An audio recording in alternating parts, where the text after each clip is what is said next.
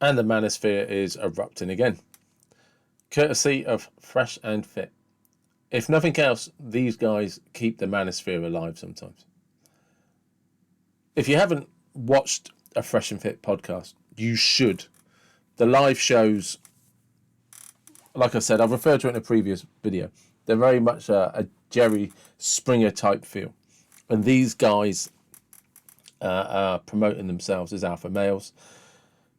I would personally promote them as great businessmen, because this is a podcast that has just grown. The growth of this podcast is huge. It's massive.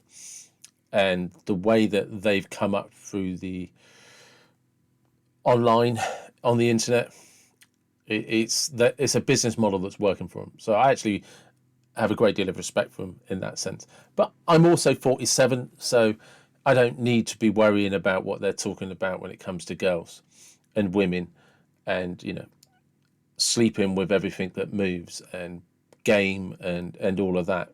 It's not really my market. That part of the manosphere, the red pill community, doesn't apply to me in the same way it does if you're 20.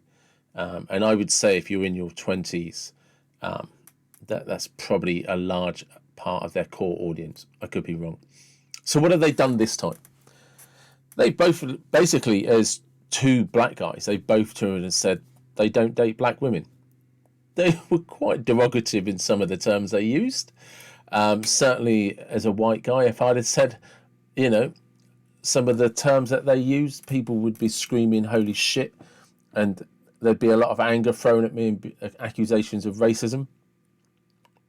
I'm watching a clip from the Andrew Schultz podcast, and my apologies, there was a white guy on there who suggested, I think his name might be Adam, if I've got that wrong I do apologise completely, who made a very good point, and that maybe the reason they don't like black women is because black women have rejected them.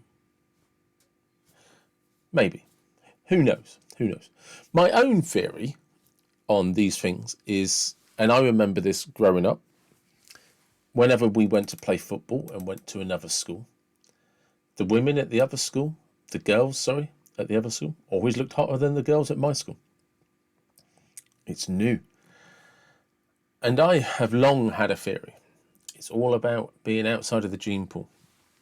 And I've noticed this. I used to surf quite a lot. I don't surf as much as I used to. But surfing was a thing that I did for a while. And I used to meet a lot of European guys, Portuguese and Spanish guys. And some of those guys used to go nuts for the stereotype English rose, i.e. white. And all of my white English friends and Irish friends, I'm a half Irish, we would go nuts for the dark-haired, olive-skinned Portuguese and Spanish. Because they're new. Outside of the gene pool. You're not mixing your DNA, are you? And I sometimes think that's it. That there is something exotic about race, girls from another country, that Hispanic, that Latin look. There's a Mediterranean look that's slightly different to the Hispanic look. I associate the Hispanic look as more South America, more Latin, but then there's a Mediterranean look, which I'm very familiar with, Spain, Italy. But there's a difference sometimes between the Italian girls and the Spanish girls. I find the Spanish and the Portuguese girls look more similar. But why do I find them more attractive? Was it just new? Is it shiny?